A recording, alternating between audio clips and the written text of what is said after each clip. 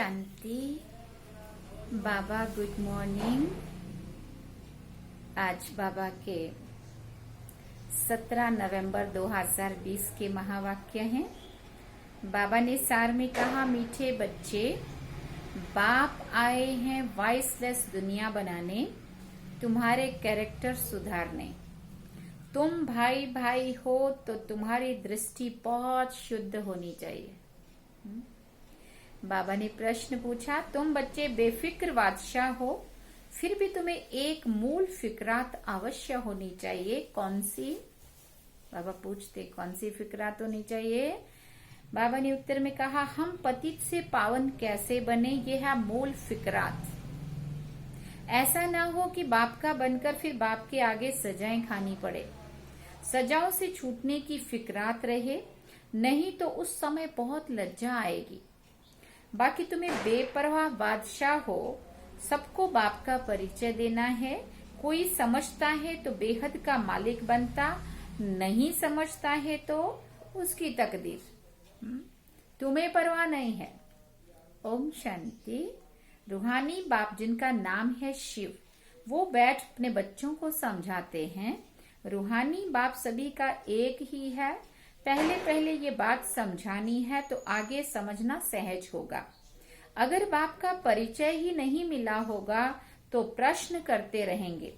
पहले पहले तो ये निश्चय करना है और कराना है। सारी दुनिया को ये पता नहीं है कि गीता का भगवान कौन है। वो श्री कृष्ण के लिए कह देते हैं और हम कहते हैं परमपिता परमात्मा शिव गीता का भगवान है। वही ज्ञान का सागर है। मुख्य है सर्वशास्त्रमयी शिरोमणि गीता। भगवान के लिए ही कहते हैं, हे प्रभु तेरी गत मत न्यारी। श्री कृष्ण के लिए ऐसे नहीं कहेंगे। बाप जो सत्य है वो जरूर सत्य ही सुनाएंगे ना। दुनिया पहले नई सतो प्रधान थी, अभी पुरानी तमो प्रधान बन गई है। दुनिया को बदलने वाला सिर्फ एक बाप है। बाप कहते हैं, बाप कैसे बदलते हैं वो भी समझाना चाहिए। आत्मा जब सतो प्रधान बने तब दुनिया भी सतो प्रधान स्थापन हो। पहले पहले तुम बच्चों को अंतर्मुख होना है, जास्ती तिक तिक नहीं करनी है। अंदर घुसते हैं तो बहुत चित्र देखकर पूछते ही रहते हैं। पहले पहले समझानी एक बात की ही चाहिए, जास्ती पूछने की मार्जिन ना मिले। बोलो, पहले तो एक बात पर निश्चय करो, फिर आगे समझाएं, फिर तुम 84 जन्मों के चक्कर पर ला सकते हो। बाप कहते हैं, मैं बहुत जन्मों के अंत में प्रवेश करता हूँ। इनको बाप कहते हैं, तुम अपने जन्मों को नहीं जानते हो। बाप हमको प्रजापिता ब्रह्मा द्वारा समझाते हैं। पहले पहले अलफ पर ही समझाते हैं। अलफ समझने से कोई संशय नहीं होगा। बोलो, बाप सत्य है, वो भी असत्य नहीं सुनाते हैं। बेहद का बाप ही रोज राजयोग सिखाते हैं। शिवरात्रि गाई जाती है तो जरूर शिव यहाँ आए होंगे ना। जैसे श्री कृष्ण भी यहाँ मनाते, जैसे श्री कृष्ण जयंती भी यहाँ मनाते हैं। कहते हैं, मैं ब्रह्मा द्वारा स्थापना करता हूँ। उस एक ही निराकार के सब बच्चे, तुम भी उनकी औलाद हो, ऐसा उनको समझाना है। और फिर प्रजापिता ब्रह्मा की भी औलाद हो। प्रजापिता ब्रह्मा द्वारा स्थापना की तो जरूर ब्राह्मण ब्राह्मणियां होंगे ना। भाई बहन हो गए, इसमें पवित्रता रहती है। गृहस्थ व्यवहार में रहते पवित्र रहने की यह है भीति। बहन भाई है तो कभी क्रिमिनल असॉल्ट नहीं होनी चाहिए, क्रिमिनल दृष्टि नहीं होनी चाहिए। 21 जन्म दृष्टि सुधर जाती है। बाप ही बच्चों को शिक्षा देंगे ना और कैरेक्टर सुधारते हैं। अभी सारी दुनिया के कैरेक्टर सुधारने हैं। इस पुरानी दुनिया में कोई कैरेक्टर ही नहीं है, कैरेक्टरलेस दुनिया। सब में विकार है, ये है ही पतित विशिष्ट दुनिया। फिर वॉइसलेस दुनिया कैसे बनेगी? सिवाय एक बाप के और कोई भी बना नहीं सकता। अभी बाप पवित्र बना रहे हैं, ये है गुप्त बातें। हम आत्मा है, आत्मा को परमात्मा बाप से मिलना है। सभी पुरुषार्थ करते ही हैं भगवान से मिलने के लिए। भगवान एक निराकार है, लिबरेटर गाइड भी परमात्मा को ही कहते हैं। दूसरे धर्म वाले कोई को लिबरेटर गाइड नहीं कहेंगे। परमपिता परमात्मा ही आकर लिबरेट करते हैं, अर्थात तमो प्रधान से सतो प्रधान बनाते हैं। गाइड भी करते हैं। तो पहले पहले ये एक ही बात बुद्धि में बिठाओ, अगर ना समझे तो फिर छोड़ देना चाहिए। बहस नहीं करना चाहिए और जबरदस्ती भी थोपने की बाबा कहते जरूरत नहीं होती है। किसी को समझ में आ रहा है तो पता तो चल जाता है ना कितना अच्छे से समझ रहा है कि नहीं समझ रहा है। हाँ, तो फिर अगर अच्छे से नहीं समझ रहा हो तो फिर बहुत डिटेल में जाने की जरूरत नहीं, फिर बाबा कहते उनको छोड़ देना चाहिए। अलफ को नहीं समझा तो बे से क्या फायदा, भले चले जाएं, तुम मूंझो नहीं। ऐसा नहीं सोचो कि वो तो चला गया। तुम बेपरवाह बादशाह हो, आसुरों के विघ्न तो पड़ने ही है। ये है रुद्र ज्ञान यज्ञ। तो पहले पहले बाप का परिचय देना है। बाप कहते हैं मन मना भव, जितना पुरुषार्थ करेंगे उस अनुसार ही पद पाएंगे। आदि सनातन देवी देवता धर्म का राज्य स्थापन हो रहा है। इन लक्ष्मी नारायण की डायनेस्टी है और धर्म वाले कोई डायनेस्टी स्थापन नहीं करते हैं। बाप तो आकर सबको मुक्त करते हैं, फिर अपने अपने समय पर और अपने अपने धर्म स्थापकों को आकर अपना धर्म स्थापन करना है।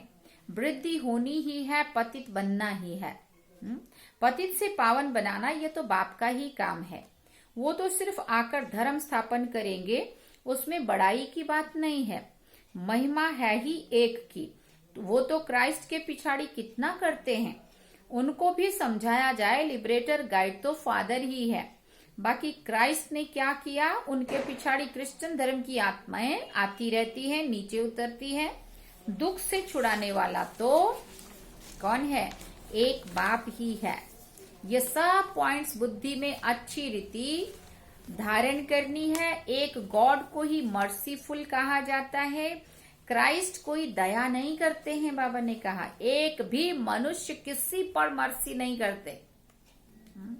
मर्सी होती है बेहद की, मर्सी माना दया। एक बाप ही सब पर रहम करते हैं। सतयुग में सब सुख शांति में रहते हैं, दुख की बात ही नहीं होती है। बच्चे एक बात अलग पर किसी को निश्चय कराते नहीं है और बातों में चले जाते हैं और कहते हैं गला ही खराब हो गया। मतलब बहुत सारा विस्तार में चले गए, लेकिन जो सार में जो बात कहनी चाहिए थी वो बाबा कहते वो बात कोई समझाता नहीं है। फिर बाबा ने कहा पहले पहले बाप का परिचय देना है, तुम और बातों में जाओ ही नहीं। बोलो बाप तो सत्य बोलेंगे ना, हम बीके को बाप ही सुनाते हैं। ये चित्र सब उन्होंने बनवाए हैं, इसमें संशय नहीं लाना चाहिए। संशय बुद्धि विनश्यन्ति। पहले तुम अपने को आत्मा समझ बाप को याद करो तो विक्रम विनाश होंगे और कोई उपाय नहीं है। पतित पावन तो एक ही है ना। बाप कहते हैं देह सहित देह के सब संबंध छोड़ माम एकम याद करो। बाप जिसमें प्रवेश करते हैं उनको भी फिर पुरुषार्थ कर सतो प्रधान बनना है। बनेंगे पुरुषार्थ से। फिर ब्रह्मा और विष्णु का कनेक्शन भी बताते हैं। तुम बच्चों को राजयोग, तुम ब्राह्मणों को राजयोग सिखाते हैं तो तुम विष्णुपुरी के मालिक बन जाते हो। फिर तुम ही 84 जन्म लेकर अंत में क्या बनते हैं, शूद्र बन जाते हो। फिर बाप आकर शूद्र से ब्राह्मण बनाते हैं। तो ऐसे और कोई बता ना सके। पहली पहली बात है बाप का परिचय देना। बाप कहते हैं मुझे ही पतितों को पावन बनाने यहाँ आना पड़ता है। ऐसे नहीं कि ऊपर से प्रेरणा करता हूँ। इनका ही नाम है भागीरथ, तो जरूर इनमें ही प्रवेश करेंगे ना। ये है भी बहुत जन्मों के अंत का जन्म। फिर सतो प्रधान बनते हैं। उसके लिए बाप युक्ति बताते हैं कि अपने को आत्मा समझ और क्या करो, माम एकम याद करो। मैं ही सर्वशक्तिवान हूँ, मुझे याद करने से तुम्हारे में शक्ति आएगी, तुम विश्व के मालिक बनेंगे। ये लक्ष्मी नारायण का वर्षा इन्हों को बाप से मिला है। कैसे मिला वो भी समझाते हैं। प्रदर्शनी म्यूजियम आदि में भी तुम कह दो, क्या कह दो कि पहले एक बात को समझो फिर और बातों में जाना। जब कोई प्रदर्शनी समझने के लिए आता है तो उनको बाबा कहते पहले ये समझाओ, पहले एक बात को सुन लो, समझ लो, फिर दूसरी बात को समझना, नहीं तो तुम दुख से छूट नहीं सकेंगे। ऐसा उनको समझाना है। पहले जब तक निश्चय नहीं किया है तो तुम कुछ नहीं समझ सकेंगे। इस समय है ही भ्रष्टाचारी दुनिया। देवी देवताओं की दुनिया श्रेष्ठाचारी थी, ऐसे ऐसे समझाना है। मनुष्यों की नब्ज भी देखनी चाहिए, कुछ समझता है या ऐसे ही तवाई है। उनकी नब्ज चेक करनी चाहिए। बाबा कहते हैं अगर तवाई है तो फिर छोड़ देना चाहिए। अगर समझो कुछ नहीं समझ में आ रहा है उसको, तो फिर उसको छोड़ देना चाहिए। फिर ज्यादा उसके ऊपर टाइम वो नहीं लगाना चाहिए, टाइम वेस्ट नहीं करना चाहिए। चात्रक पात्र को परखने की भी बुद्धि चाहिए। जो समझने वाला होगा उसका चेहरा ही बदल जाएगा। पहले पहले तो खुशी की बात देनी है। बेहद के बाप से बेहद का वर्षा मिलता है ना। बाबा जानते हैं याद की यात्रा में बच्चे बहुत ढीले हैं। ये बाबा रिजल्ट देख रहे हैं। बाबा जानते हैं याद की यात्रा में बच्चे बहुत ढीले हैं। बाबा को याद करने की मेहनत है, उसमें ही माया विघ्न डालती है। ये भी बाबा ने का खेल बना हुआ है। बाप बैठ समझाते हैं कैसे ये खेल बनाया है। दुनिया के मनुष्य तो रिंचक मात्र भी नहीं जानते। हम सभी कितने भाग्यशाली हैं जिन्होंने भगवान को पहचाना, उनकी बातों पे निश्चय हो रहा है। बाप की याद में रहने से तुम किसी को भी समझाने में एक रस होंगे, नहीं तो कुछ न कुछ कमी निकालते रहेंगे। बाबा कहते तुम जास्ती कुछ भी तकलीफ ना लो, स्थापना तो जरूर होनी ही है। भावी को कोई टाल नहीं सकते हैं। उल्लास में रहना चाहिए। बाबा से हम बेहद का वर्षा ले रहे हैं। बाप कहते मामेकम याद करो, बहुत प्रेम से बैठकर समझाना है। बाप को याद करते प्रेम के आंसू आ जाने चाहिए ना। बाबा की अंदर से याद आनी चाहिए, तरफनी चाहिए। जैसे होता है एक तो याद करते हैं और एक याद आती है और एक याद सताती है। तो हमारी याद कौन सी होनी चाहिए? बाबा की याद अंदर अंदर सताए, तड़फाए। तो उसकी याद में आंसू आ जाने चाहिए। और सभी संबंध है कलयुगी। ये है रूहानी बाप का संबंध। ये तुम्हारे आंसू भी विजय माला के दाने बनते हैं। बहुत थोड़े हैं जो ऐसा प्रेम से बाप को याद करते हैं। कोशिश कर जितना हो सके अपना टाइम निकालकर अपने भविष्य को ऊंचा बनाना चाहिए। प्रदर्शनी में इतने ढेर बच्चे नहीं होने चाहिए। प्रदर्शनी में इतने ढेर बच्चे नहीं होने चाहिए, ना इतने चित्रों की दरकार है। थोड़े हो और समझाने वाले भी अच्छे हो और चित्र भी अच्छे हो। जरूरत नहीं बहुत सारे चित्र और बहुत सारे लोग हो। नंबर 1 चित्र है गीता का भगवान कौन, उसके बाजू में लक्ष्मी नारायण का सीढ़ी का, बस देखो नंबर 1 चित्र है गीता का भगवान कौन और उसके बाजू में लक्ष्मी नारायण का रख दो और फिर सीढ़ी का रख दो। पूरे 84 जन्मों की कहानी तो उसमें आ गई। बाकी इतने कोई चित्र काम के नहीं है। तुम बच्चों को जितना हो सके याद की यात्रा को बढ़ाना है। मूल फिक्रात रखनी है कि पतित से पावन कैसे बने, बाबा का बनकर और फिर बाबा के आगे जाकर सजाएं खाएं। ये तो बड़ी दुर्गति की बात है। अभी सबसे जास्ती फुरना रखना। अभी बाबा ने कहा अभी याद की यात्रा पर नहीं रहेंगे तो बाप के आगे सजा खाने के समय बहुत बहुत लज्जा आएगी। सजा ना खानी पड़े यह सबसे जास्ती फुरना रखना है। तुम रूप भी हो और वसंत भी हो। अपने रूप के द्वारा भी सेवा, और जिसको मनसा सेवा कहते हैं। अगर हम अपनी रूहानियत के उसमें टिके हुए हैं तो हमारे रूप से भी सेवा हो रही है। और वसंत माना ज्ञान की वर्षा करने वाले। छोटी सी बिंदी हूं, बाबा ने कहा छोटी सी बिंदी हूं और फिर ज्ञान का सागर भी हूं। तुम्हारी आत्मा में सारा ज्ञान भरते हैं। 84 जन्मों का राज तुम्हारी बुद्धि में है। तुम ज्ञान का स्वरूप बन ज्ञान की वर्षा करते हो। ज्ञान का एक एक रत्न कितना अमूल्य है, इनकी वैल्यू कोई कर ना सके। इसलिए बाबा कहते हैं पदमा पदम भाग्यशाली। तुम्हारे चरणों में पदम की निशानी भी दिखाते हैं। इनको कोई समझ ना सके। मनुष्य पदमपति नाम रखते हैं, समझते हैं इनके पास बहुत धन है। पदमपति का एक सरनेम भी रखते हैं। बाप सब बातें समझाते, फिर कहते हैं मूल बात है बाप को और 84 के चक्कर को याद करो। कितना भी विस्तार समझा लो, फिर सार में आ जाओ। बाबा को याद करो और चक्कर को याद करो। ये नॉलेज भारतवासियों के लिए ही है। तुम ही 84 जन्म लेते हैं, ये समझ की बात है। और कोई सन्यासी आदि को सुदर्शन चक्रधारी भी नहीं कहेंगे, देवताओं को भी नहीं कहेंगे। देवताओं में ज्ञान तो होता ही नहीं है। तुम कहेंगे हमारे में सारा ज्ञान है, इन लक्ष्मी नारायण में ज्ञान नहीं है। ज्ञान की प्रारब्ध है वो, ज्ञान अभी है। बाप तो यथार्थ बात समझाते हैं ना, ये ज्ञान बड़ा वंडरफुल है। तुम कितने गुप्त स्टूडेंट हो। तुम कहेंगे हम पाठशाला में जाते, भगवान हमको पढ़ाते हैं, तो बाबा ने पूछा एम ऑब्जेक्ट क्या है। अगर तुम स्टूडेंट हो तो स्टूडेंट को तो कुछ ना कुछ अपनी एम ऑब्जेक्ट होती है ना, क्या बनना है उसको, क्या लक्ष्य रखा है। हम ये लक्ष्मी नारायण बनेंगे, ये सुनकर मनुष्य वंडर खाएंगे। हम अपने हेड ऑफिस में जाते हैं, क्या पढ़ते हो, मनुष्य से देवता, बैगर से प्रिंस बनने की पढ़ाई पढ़ रहे हो। तुम्हारे चित्र भी फर्स्ट क्लास है। धन भी हमेशा पात्र को देखकर किया जाता है।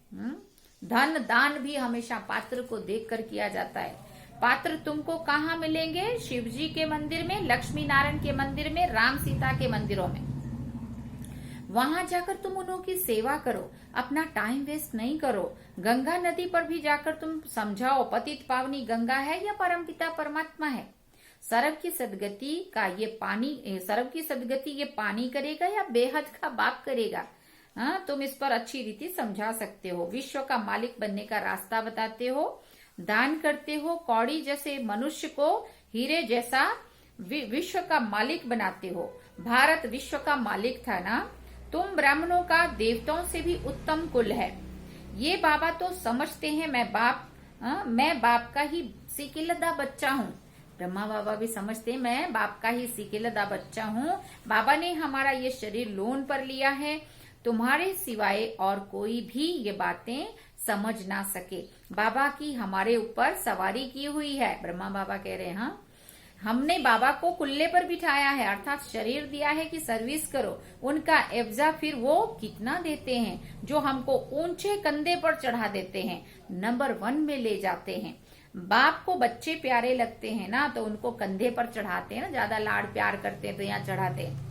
माँ बच्चे को सिर्फ गोद तक लेती है, बाप तो कंधे पर चढ़ाते हैं। पाठशाला को कभी कल्पना नहीं कहा जाता। स्कूल में हिस्ट्री ज्योग्राफी पढ़ते हैं तो क्या वो कल्पना हुई?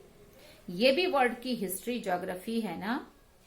अच्छा, मीठे मीठे सिकिलदे बच्चों प्रति माता पिता बाप दादा का याद प्यार और गुड मॉर्निंग।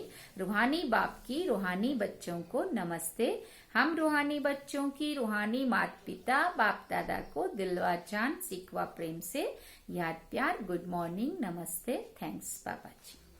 अभिधारणा के लिए मुख्य सार है। पहला पॉइंट, बहुत प्रेम से बैठकर रूहानी बाप को याद करना है।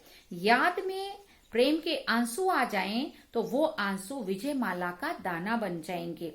अपना समय भविष्य प्रारब्ध बनाने में सफल करना है। दूसरा पॉइंट, अंतर्मुखी हो, सबको अलिफ का परिचय देना है। ज्यादा टिक टिक नहीं करनी है, ज्यादा विस्तार में नहीं जाना है।